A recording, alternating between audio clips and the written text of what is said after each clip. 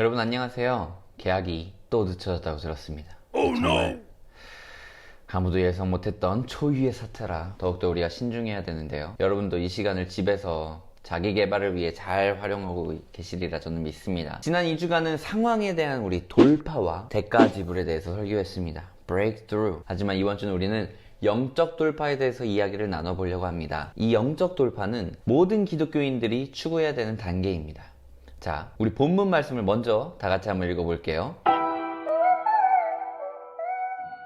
사무엘하 5장 6절부터 12절입니다. 시작. 왕과 그의 부하들이 예루살렘으로 가서 그 땅 주민 여부스 사람을 치려하매 그 사람들이 다윗에게 이르되 네가 결코 이리로 들어오지 못하리라.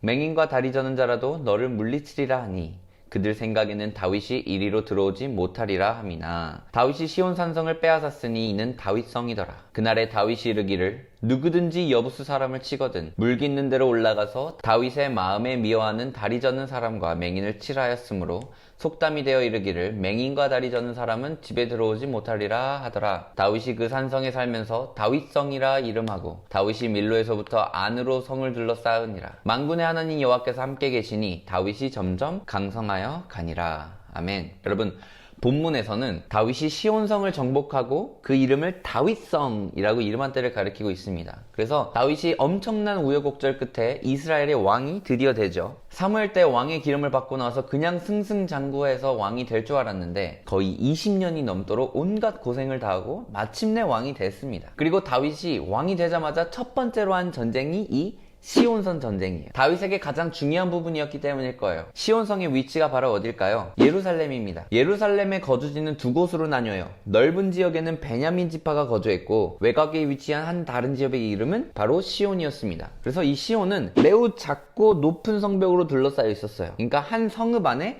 요새가 있는 셈인 거죠. 그리고 산성이라 불린 시온에는 여부스 족속이 살고 있었습니다. 이방인인 여부스 족속은 그 지역의 원주민으로 수백 년 동안 그곳을 차지해 왔었어요. 이곳은 삼면이 절벽이기 때문에 시온성에 침투하는 것은 거의 불가능했습니다. 거기다가 그 성 안에는 신선한 물이 계속 공급되었기 때문에 백성은 거의 무기한으로 포위 공격에 버틸 수 있었습니다. 한마디로 시온성은 절대로 무너뜨릴 수 없었던 난공불락의 요새였던 거죠. 다윗은 아마도 이 시온성을 정복해야 할 의무가 있다는 것을 오랜 전부터 알았을 겁니다. 그래서 다윗이 왕이 되고 나서 처음으로 선택한 공략이 이 시온성 정복이에요. 몇백 년 동안 누구도 성공하지 못했던 이 시온성 정복, 그것은 다윗이 꼭 돌파해야 했던 산성이었습니다. 시온성은 여호수아와 유다 백성이 가나안을 정복할 때도 여부스 족속만은 몰아내지 못했어요. 이후 예루살렘에 정착한 베냐민 족속마저 이곳은 정복하지 못했습니다. 생각해보세요. 사울이 이미 이스라엘 왕이었을 때도 이 여부스 족속은 있었습니다. 그런데 사울 왕은 이것을 정복하려고는 꿈도 꾸지 못했습니다. 그냥 불가능할 거라고 생각해서 그 벽 앞에서 주저앉았던 것이죠. 하지만 다윗은 알았습니다. 이제 막 통일을 이루어낸 이 이스라엘은 이 시온성의 돌파가 없이는 절대로 강국을 만들 수 없었다는 것을 알았어요. 예루살렘과 이스라엘을 향한 하나님의 목적을 이루는 데 있어서 시온은 장애물이었고 정복해야 하는 산성이었습니다. 여러분, 우리는 영적 돌파가 필요한 때가 있습니다. 신앙생활을 하다 보면 반드시 우리가 돌파해야 하는 믿음의 단계가 있습니다. 자넷 해그버그에 져서 더 깊은 믿음으로의 여정에서는 우리가 신앙 여정에서 우리가 벽에 부딪히는 이런 본질적 지점을 설명해 주는데 그 내용을 소개하면 바로 이 그림과 같습니다.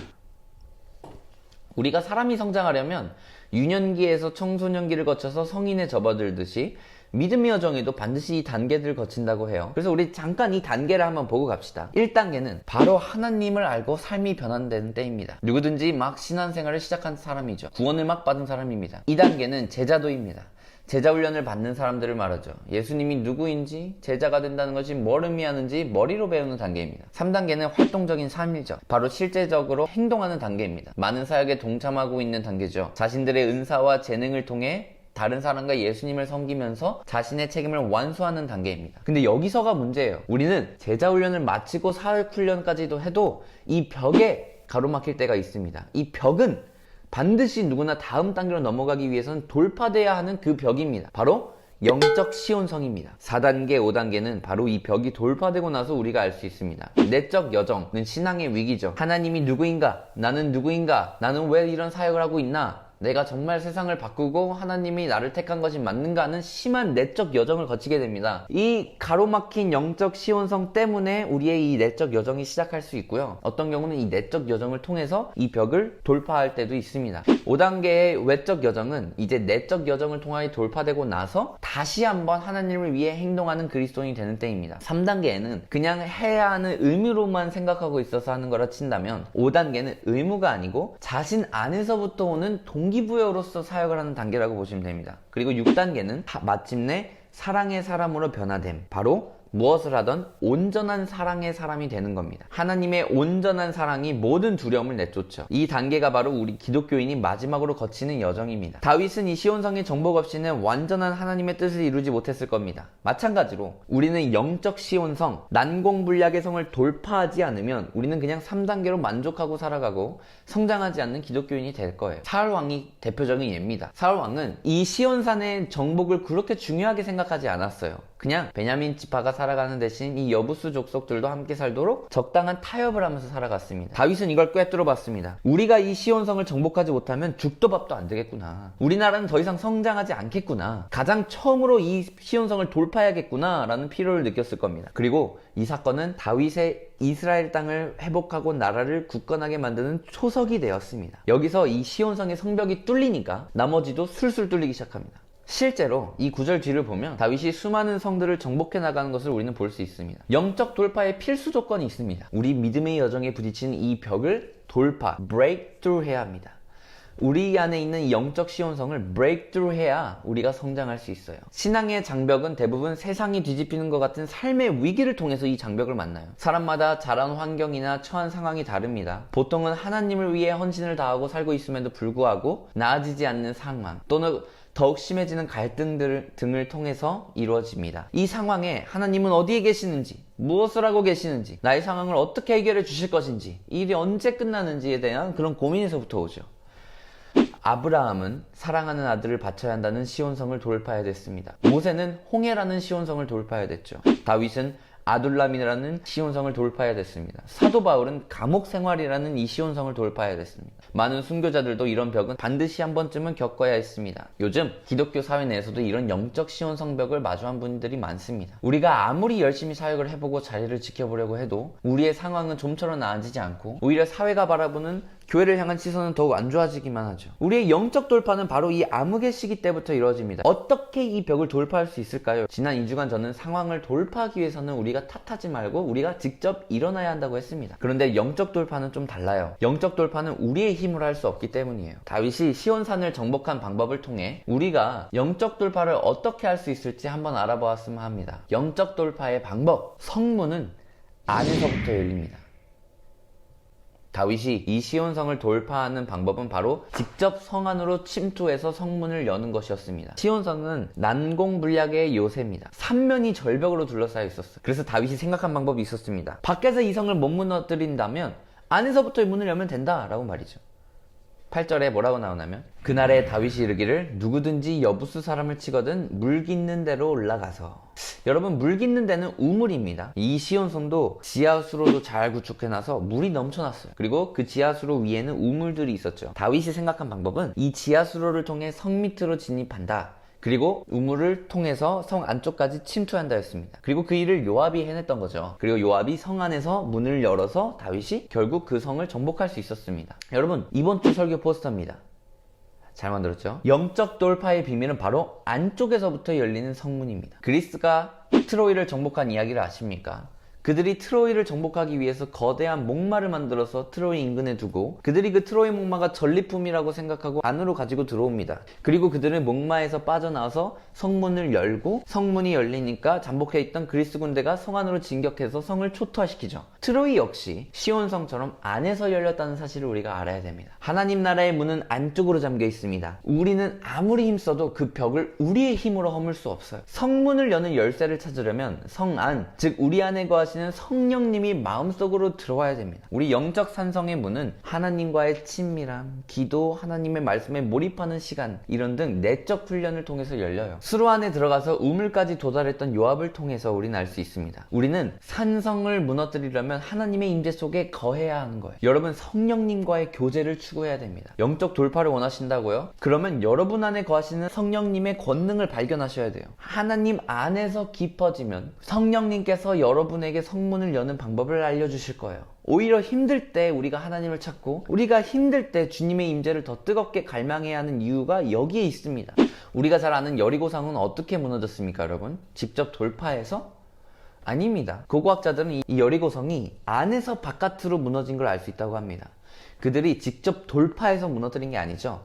안에서부터 하나님이 직접 무너뜨린 겁니다. 그들이 최전선으로 세운 것은 공성무기가 아니고 하나님을 찬양하기 위한 악기였죠. 우리가 앞에 놓인 이 산성을 어떻게 함락시킬 수 있을까요? 깊이 내려가서 내부로 잔입한 뒤에 성 안에서 열어야 돼요. 그리고 그럼 우리는 이 영적 성문, 영적 시온성의 성문을 열 수 있는 열쇠는 뭘까요? 바로 예수님입니다. 요한계시록에 보면 성경은 예수님을 다윗의 열쇠라고 지칭해요. 예수님 외에는 그 성을 허물 수 있는 방법은 없다는 거예요. 다윗의 열쇠, 시온성을 돌파할 열쇠를 말하고 있는 것이 아닐까요? 예수님이 우리 안에 거하셔서 성령님의 권능이 우리 안에 발현될 때, 그때 비로소 우리의 영적 시온성이 돌파될 수 있습니다.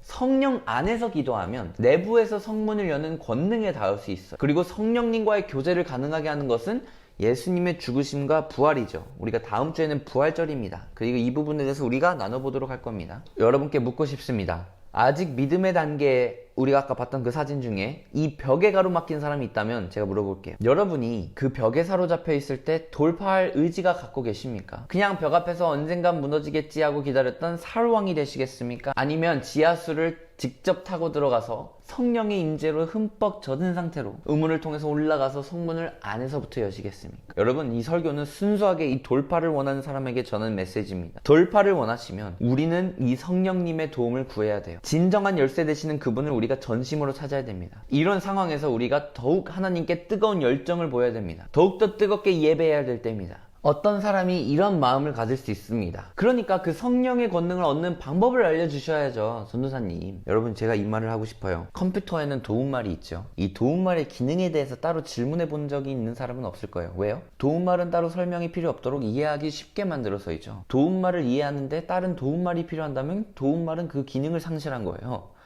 성령님도 마찬가지입니다. 성령님은 우리의 보혜사라고 하셨어요. 우리를 돕는 분입니다. 어떻게 하면 성령님의 권능을 얻을 수 있을까 질문하는 것은 도움말한테 도움말의 기능을 물어보는 것과 같아요. 성령의 권능을 어떻게 받을까요? 대답은 이렇습니다. 성령님께 물어봐야죠. 성령님을 부르면 도움이 필요할 때 성령님께서 찾아오십니다. 성령 앞으로 깊이 나가는 첫 단계는 도움을 요청하는 거예요. 길을 지도하고 보여달라고 기도해야 됩니다. 오히려 우리는 이런 상황에서 무엇을 해야 할지, 어떻게 해야 될지 아무것도 모를 때, 이때 우리는 오히려 하나님의 임재를 더욱 갈망해야 됩니다. 그래서 안에서부터 벽을 허물 수 있는 열쇠 되시는 예수님이 우리의 영적 시온성을 허물게 해주시는 겁니다. 우리가 기도할 때 순수하게 이렇게 기도해야 됩니다. 하나님, 우리의 성을 허물어 주십시오. 주님, 다윗이 시온성을 공략할 방법을 알려주었던 것처럼 우리도 우리 안에 내재하시는 성령님이 우리의 앞걸음을 어디로 가야 되는지 성령님께서 알려주십시오 하고 우린 기도해야 됩니다.